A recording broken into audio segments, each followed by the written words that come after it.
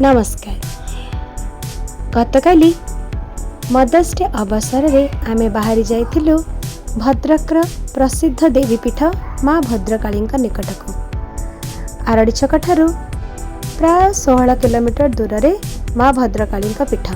Short root रे गले 9 kilometre रे आमे पहुँची जिबा। एहीपरि भावे आमे बाहरी जाइथिलु माँ भद्रकाली निकट को।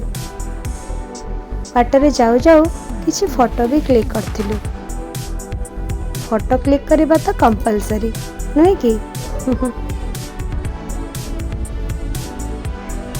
फाइनली आमे जाइके पहुँची गलु माँ का निकट। रखिबा पूर्वरु मंदिर भीतर को प्रवेश करबा पूर्वरु आमे पार्किंग प्लेस रे कार टी पार्क करथिलु।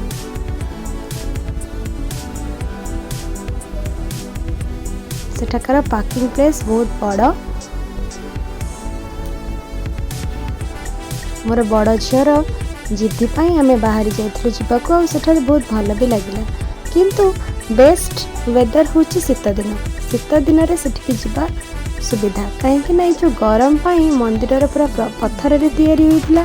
तेणु करी सेठी पाद दे चलीबा बा टिके चलाबुला करबा बहुत कष्ट।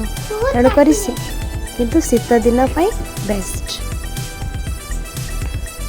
मो बड़ झील सेठी माँ पाई दीपटे जालुछि। सेठाकर कारुकार्य बहुत बढ़िया थिला। मंदिर बाहर भोग बिक्री मध्य होथिला। नवग्रहंकर मूर्ति सेठारे स्थापित होईछि। कांथ मानकरे बहुत माँ जेमिति कि सरस्वती माँ, दुर्गा माँ, काली माँ कर चित्र मध्य खोदित होईछि। मोर दुई झील बहुत खुशी रे सेठी बुलिले। देखंतु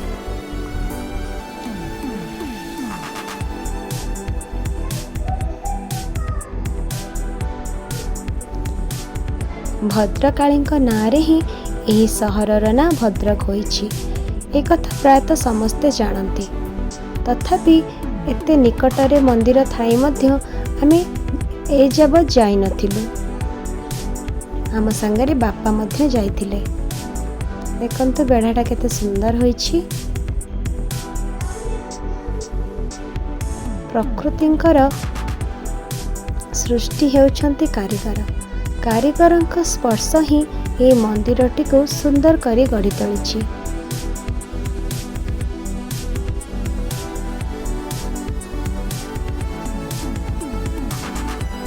बाहर को टिके बुली जिबा देखिबा बाहरर दृश्य किपरि।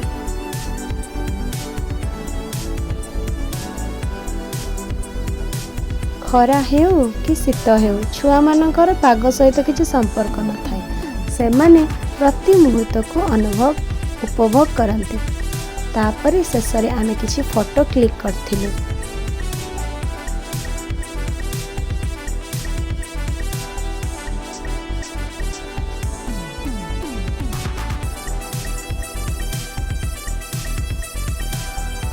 जड़े बुढ़ी माँ आमको चिन्ह नथिले किंतु हठात आसी आम पाखरे बसी आम सहित केते कथा हेले।